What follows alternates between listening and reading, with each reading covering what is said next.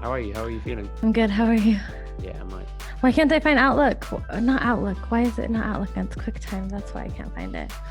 Forgive me. I'm fasting, so my brain is like not. Do you feel the slowdown? Oh my God, I do not want to talk to you. Only right now when I'm used to being able to move at a certain pace. Right. Yeah, I get you. And I can't. Like my brain just physically isn't. Yeah. It's lacking fuel, literally. Yeah. Hello, everyone, and welcome to episode 5.2, 3-ish. 5.5. 5. Is this really 5.5? We're making it 5.5 of Is This Thing on podcast with myself, Michael, and my good friend Alysia. Alysia, how are you doing? I'm doing all right, Michael. How's everything on your side of the world? On my side of GMT, it's Yeah. good. Everything's all right. It's lockdown as per usual. Nothing out of the ordinary. However, it is indeed out of the ordinary for you guys because you guys have just come out of lockdown.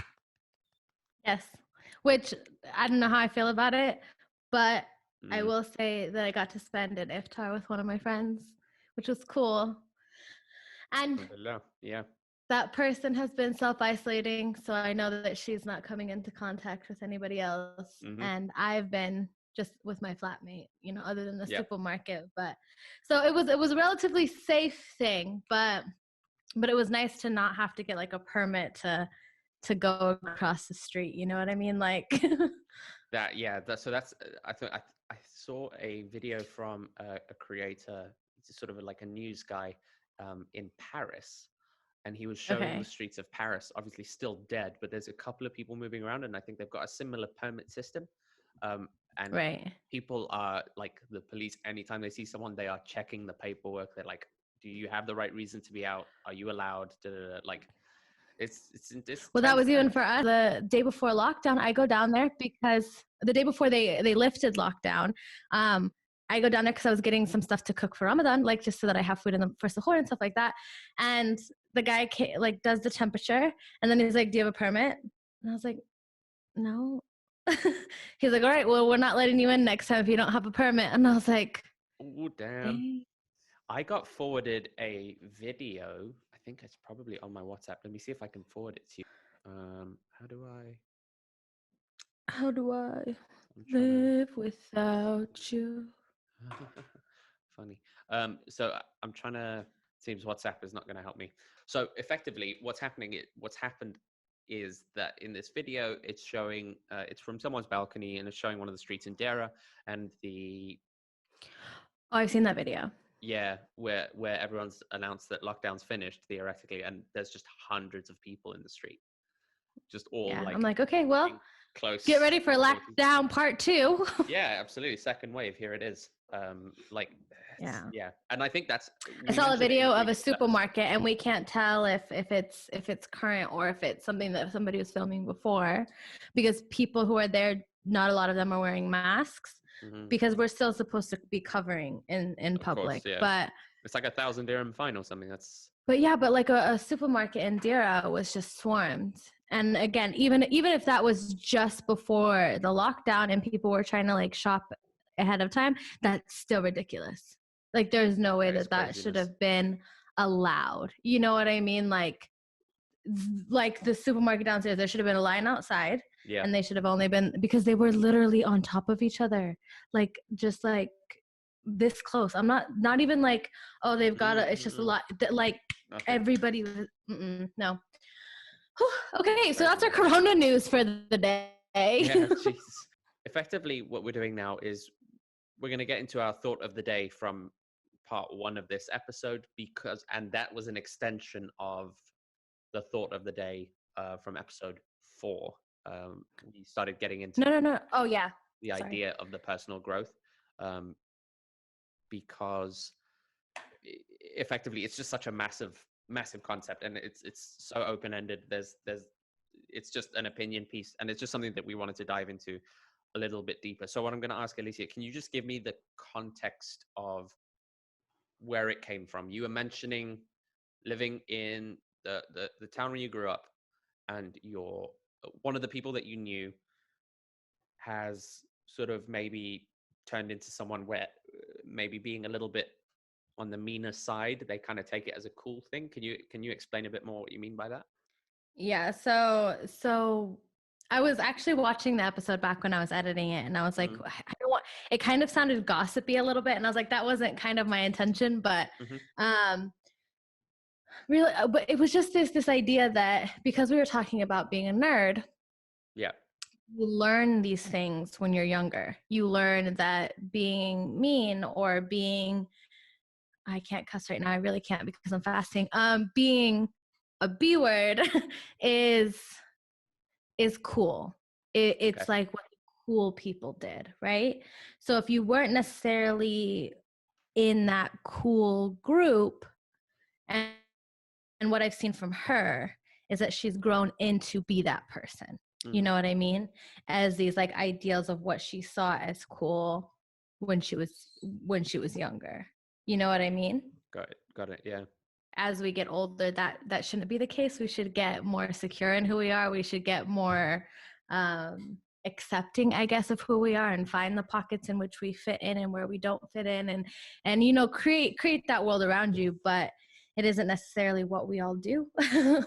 So I guess my kind of main, not even question, it's more the there's, it makes you wonder what the cause of that is. And I would put the question to you: do you feel like that is more a case of a lack of self-awareness, so she never kind of really clicked that there was something that she needed to improve on?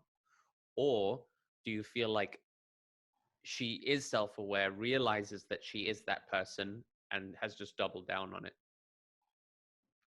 um, I think it's a few things. So I think it's cop out answer. It's both of the things that you said, except I think the reason that it's both of those things is because of the environment. It's a small town, like Mm-hmm. it's just a small town, and so you're not looking at a lot of different ideas or a lot of different, like, people aren't like doing introspection going, oh, was that really what I should, you know what I mean? Yeah. Just as general, you're not seeing a lot of, so I would say it's a lack of self-awareness, but so hard. A lack of self-awareness, but also doubling down on who she thinks is the right person to be based off Not circumstance. necessarily who she is, but who she thinks she should be.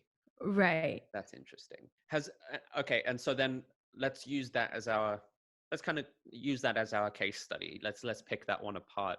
Um, Kind of using that as our benchmark, and then speaking more on our own experience, because I think it probably comes across as quite high and mighty and preachy for us to sit here and dole out judgment on what personal growth is and is not, Right. because that's kind of like this, it's the eternal journey. You'll never reach the end or perfection when it comes to personal growth. There is no end to that journey. And I think it's funny Right. that we're speaking about personal growth on this podcast, because this podcast is in itself an exercise in personal growth for us. So Yeah, in 100%. in terms of,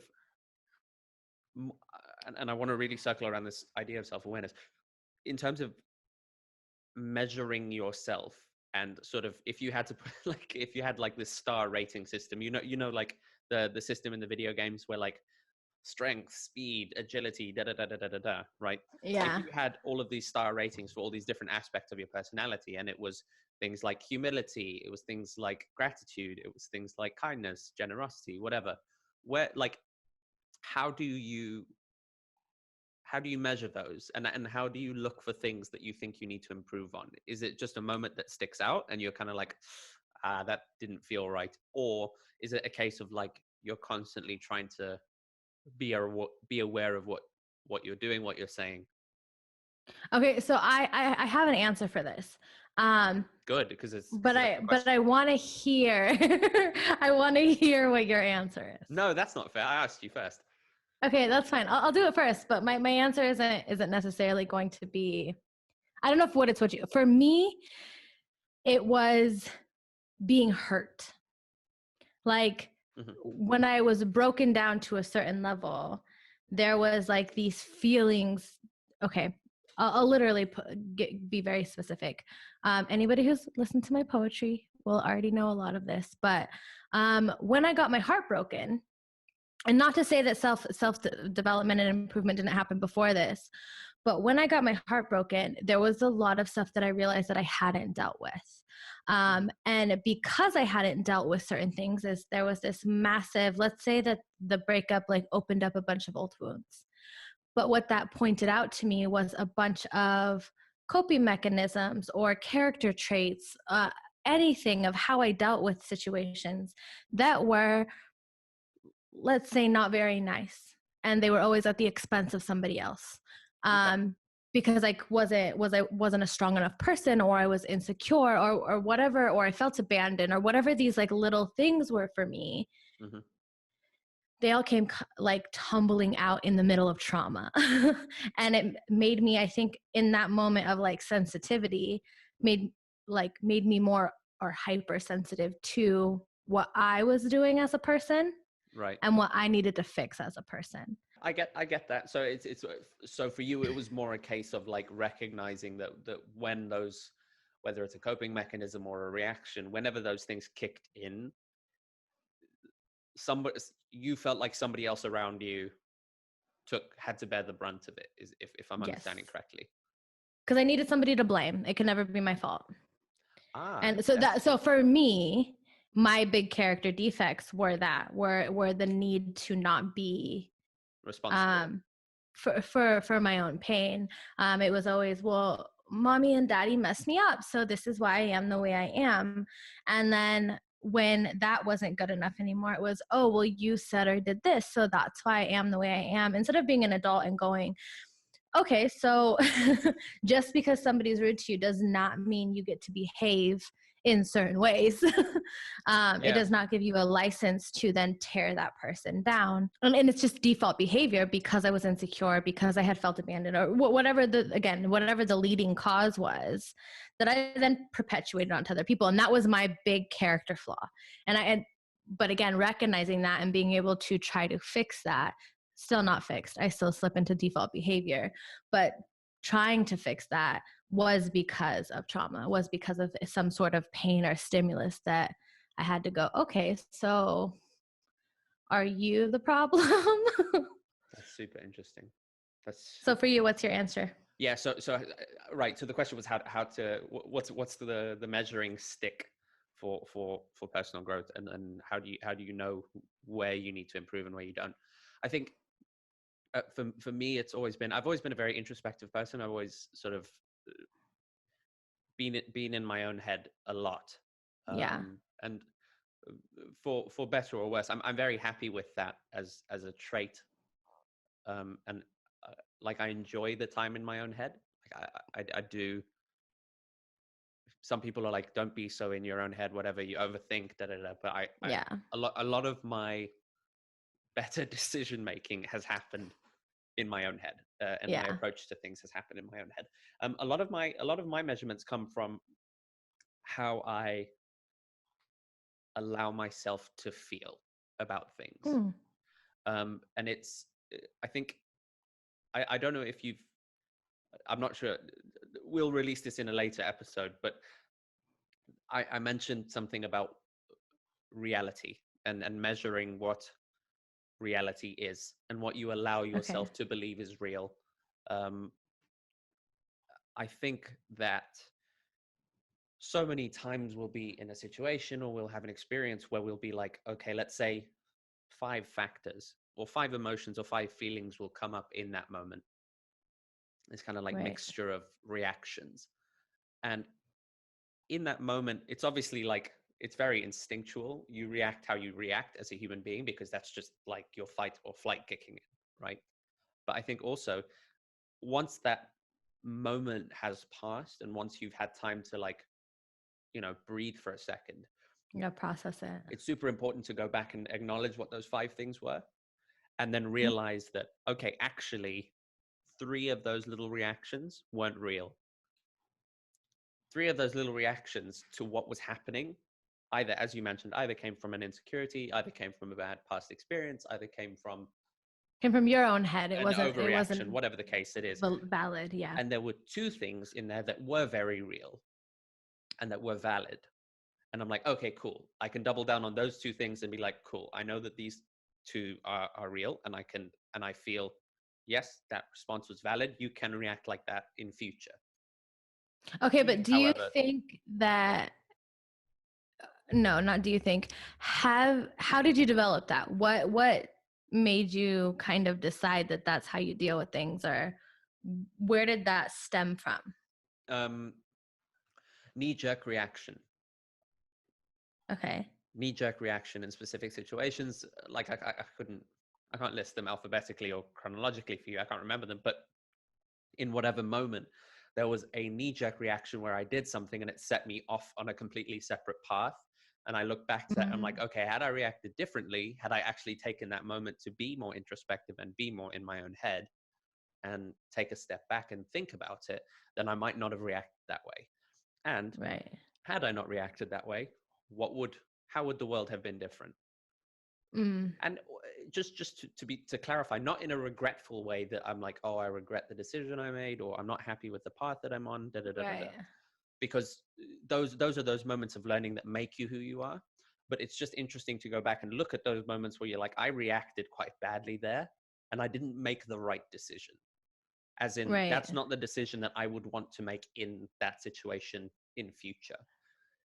And in exactly the same way, there are certain things that I'll look back on and be like, that was the right decision. I need to double down on that. That is absolutely how I should react in future. Should Right. a similar situation or anything require that kind of a reaction? And I think that personal growth for me comes down a lot to decision making and choices, because we are the choices that we make. I think it's, you mentioned responsibility and taking responsibility for how you feel, how you behave. And I think all of that stuff comes down to a choice. You have a choice how you react, and you have a choice how you behave. So for me, I think that personal growth journey is to be able to make the right choices, and everyday Right. little choices, whether that's like, am I going to procrastinate now, or am I going to double down on something I need to do? Am I going to call that family member that I haven't spoken to in a while? Am I going to whatever the case is? But that's I feel So like then I'm let me ask you now, but this. If you're a person, so I feel like me and you are on the same wavelength as far as the introspection thing. Like I've mhm, always been that person. I was raised to be that person. I was taught how to from a very early age, um, from the adults around me. So what if you weren't? And again, so just to preface this, we are not physicians, psychologists, anything. This yeah, is just our personal experience and how we've dealt with things, or how we've seen things dealt with around us.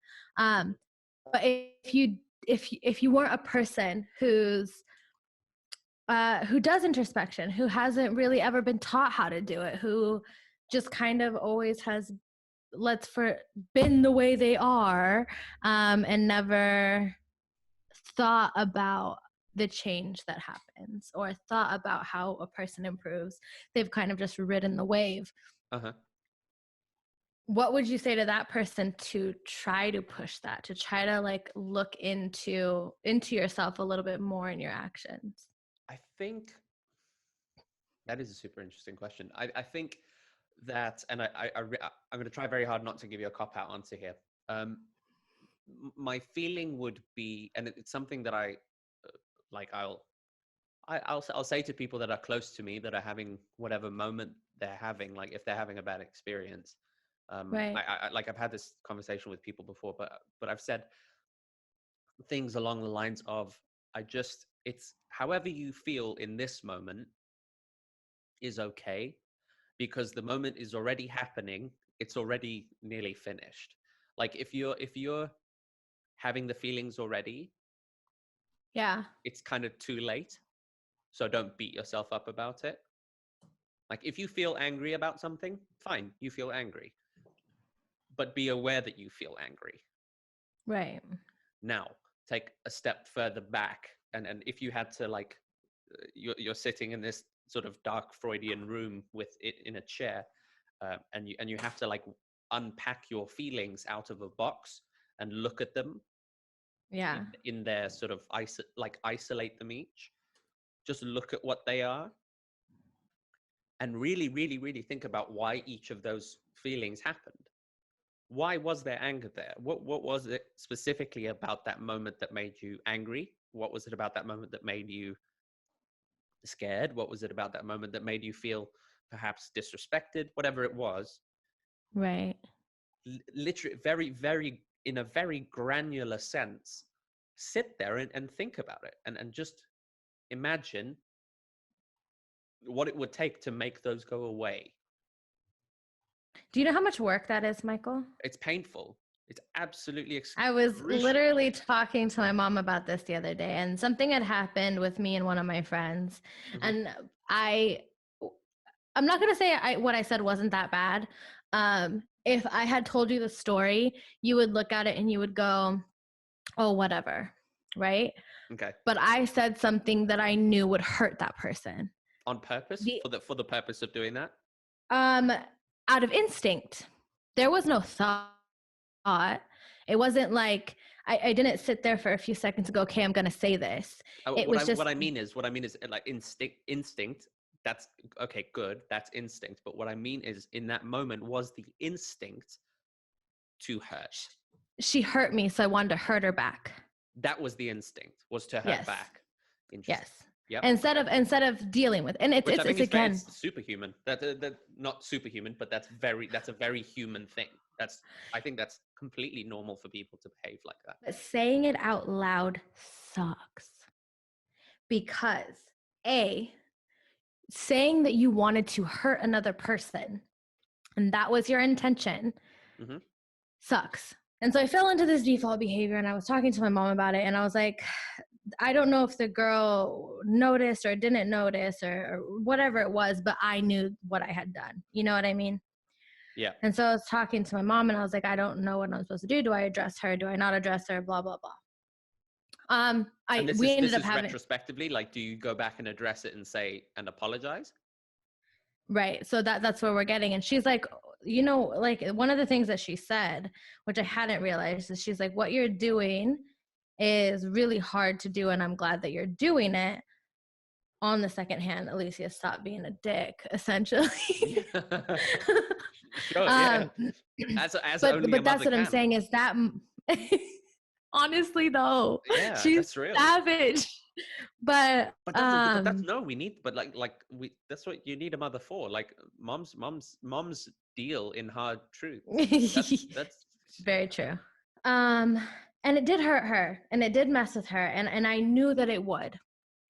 And so to do that, it would have been very, very easy for me to hide behind, oh, you're taking that too seriously, or oh, I was joking, or this or that. I didn't mean it serious. I didn't mean it like that. Like, don't be like that. You know what I mean? Like, there's all these things that a person can't hide behind.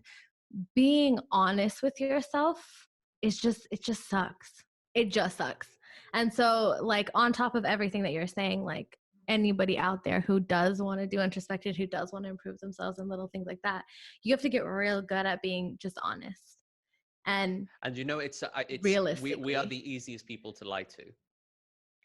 We are so good at lying to ourselves. Exactly. You are the easiest person for you to lie to. Yeah.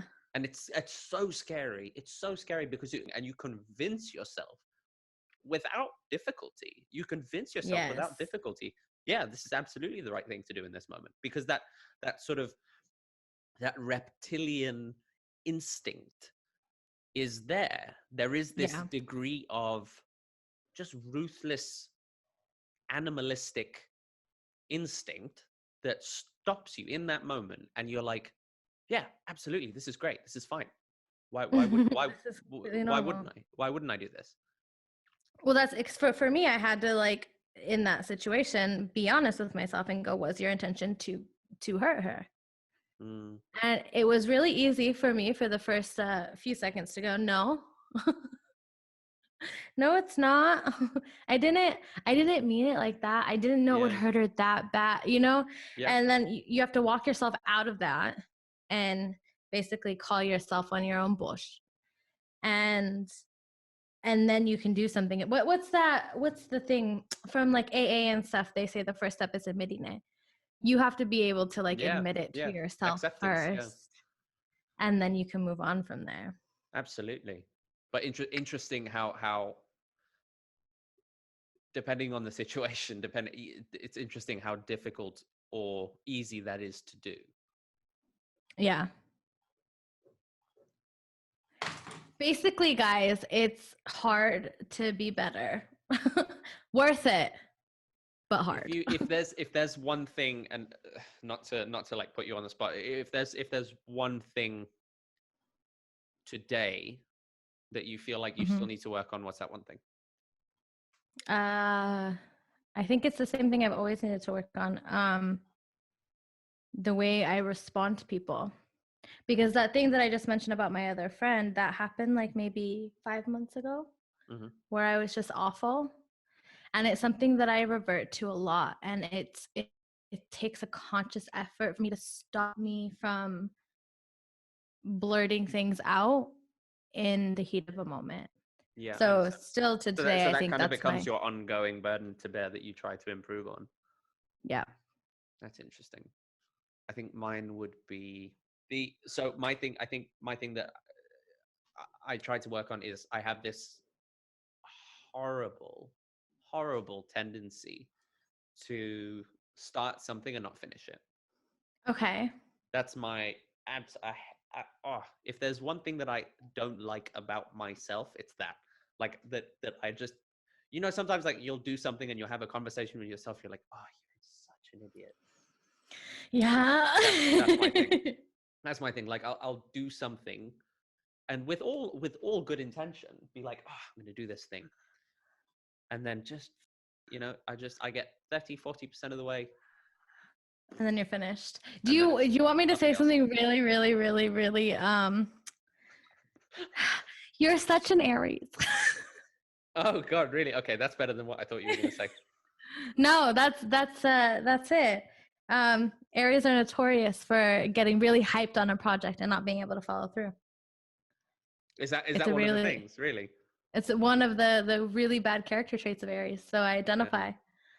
Yeah. And it's okay, like outside of Aries, like just in general. I think artists feel that way because you get really excited, you get really hyped, and then you aren't getting either. For Aries, I know that you're not getting rewards fast enough. You're not getting, it's not building the pace that you need. So there's not enough like cookies along the way to reward yourself. Right. Yeah. Which is why when I said that we started this podcast, the part that I don't like doing is the is the techie stuff, like the building the lips in and all this stuff. Like that's where all my motivation dies. And so I completely get that. So if somebody else struggles with that, what is what you do to try to mitigate that as much as possible? I don't know. I ain't got nothing. Really? I got nothing. Okay, I'll give you one then. I try not to start projects. I actually weigh out. No, not do nothing. Go hide under the bed and cry. Do nothing. No, but really evaluate what's worth your time. No, but evaluate it. Like if because okay, don't lie about this though. How many times do you agree to projects you don't actually want to do? Oh, all the time.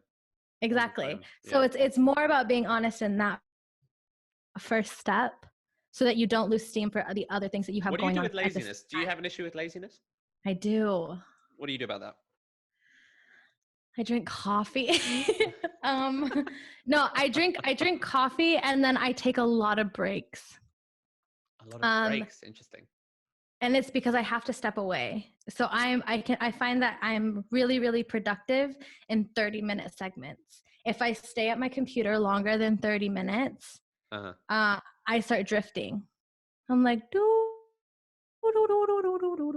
See, and then I haven't even reached that point. I still have no idea what my ideal working situation ideal is. I don't know, like whether I need breaks, whether I don't need breaks. Like I'm just all around a terrible procrastinator, and I get so easily distracted. I saw the most incredible TED talk. It's called Inside the Mind of a Master Procrastinator. I'm not sure if you've seen it. Oh yes, I've never seen it, but I'm going to see it. Oh, I'll send it to you. I'm going to link it in the description of this. I think it's probably one of my favorite TED talks ever. And I think, yeah, that's me as a human being.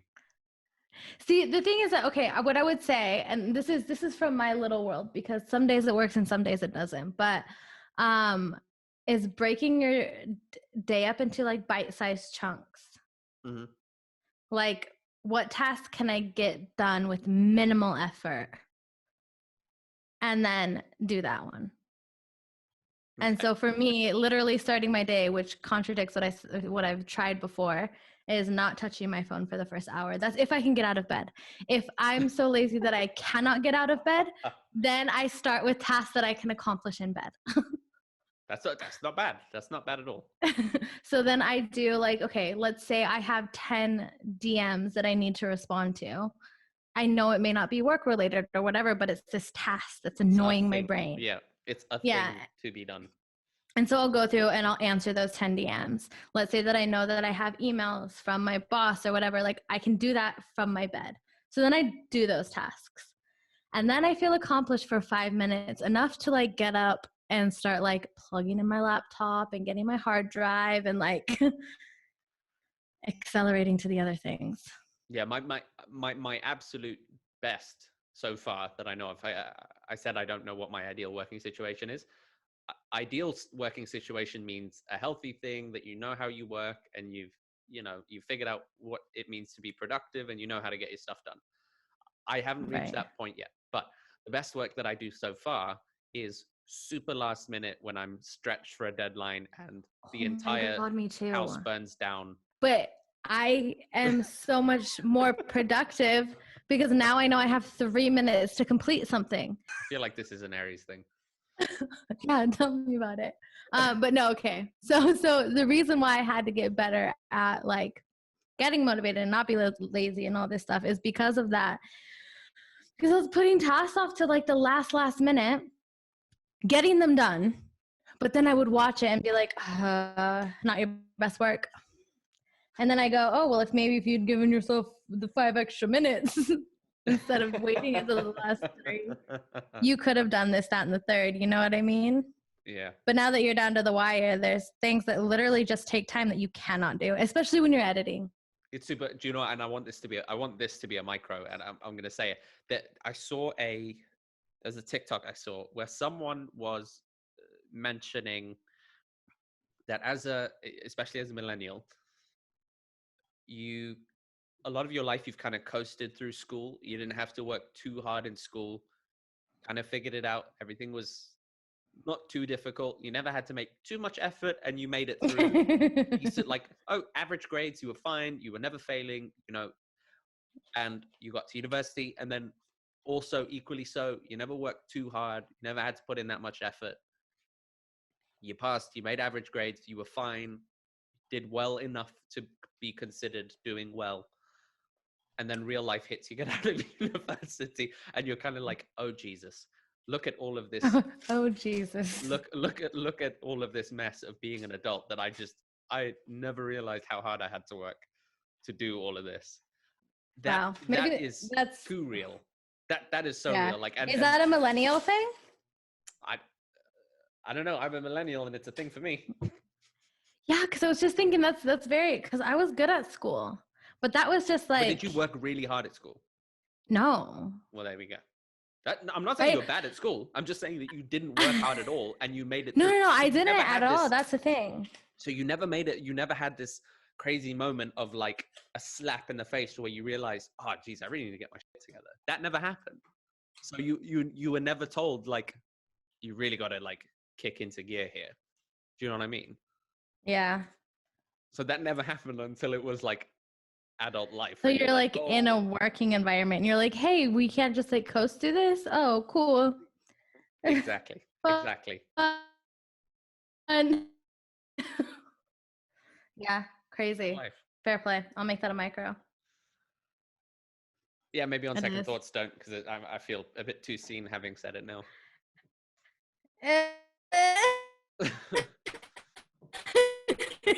Yeah, we'll just leave it because not that many people watch the full one. And then Except if my they mom. make I it spoke to my through, mom the other they're day, and part she of was just like, the people because who know our secrets. so my mom told me, speaking of the 58 minutes, my mom told me, she was like, I asked her, have you seen any of the episodes? She said she commented on something. She was like, I really like it. It's super conversational. And I'm like, have you like seen the whole episode? And she's like, yeah, I'm a G. And I'm like, what? What do you mean, mom? And she's like, no. At the 58th minute, you're like, if you've watched all the way to here, you're a G. So I'm a G. I don't know what that means, but I'm a G. And I'm like, yes, you are, mom. You are absolutely a G. So, mom, if you're watching Yes, this, I love Mama you. Jansen, you are the greatest. And G means gangster. I told her that she was less impressed, but she appreciates the sentiment. That's good. That's great. I love it. That's the best thing ever. I'm pretty sure my mom still hasn't watched it, so let me go harass her about it. Mom, you're in quarantine. Why are you not watching my stuff? Nothing better to do. Hanging out with her cat. It's a good life. All right, so I guess we're just gonna end it there on Michael's mom's a G. Yeah, I mean that's kind of where it always ends for me. It's kind of like the end of every conversation. Yeah, I guess that's it. So thank you everyone for listening. Thanks, Mom, as well. And I hope you all have a lovely day moving forward. If you are watching this on YouTube, please, of course, subscribe. Click that little bell button for the notifications for whenever we drop a new episode. If you're listening on Apple, Stitcher, Spotify, any of those, please do give us your ratings, reviews, subscribe, follow. And we look forward to bringing you more episodes of Is This Thing On?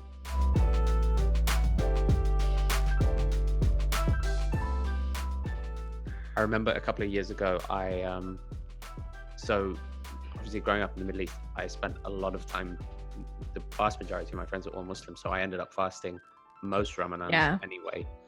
And when I moved to Dubai, obviously I was still fasting, and I was working part-time doing like events catering. So there was an events catering company, and I managed their events for them. So I found them all the staff, I ran the events, set up, breakdown, all that jazz.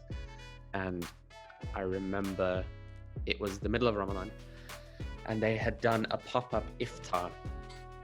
And it was, I worked every single night all the way through Ramadan. But of course, it's iftar, so you have to set up at least an hour and a half before iftar. Yeah. And an hour and a half before iftar, you're lifting tables and chairs and pushing shit around, and I'm like dying. Yeah. Like, it's excruciating.